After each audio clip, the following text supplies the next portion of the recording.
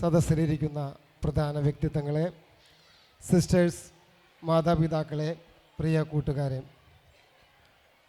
ആദ്യമായിട്ട് ഞാൻ ആദ്യാക്ഷരങ്ങൾ പഠിച്ച എൻ്റെ സ്കൂളിലെ ഒരു ആശംസ പറയാനായിട്ട് എനിക്കൊരു അവസരം നൽകിയ HM ജിൽസി സിസ്റ്ററിനും സ്റ്റാഫിനും PTAയ്ക്കും ആദ്യമായിട്ട് നന്ദി പറയുന്നു.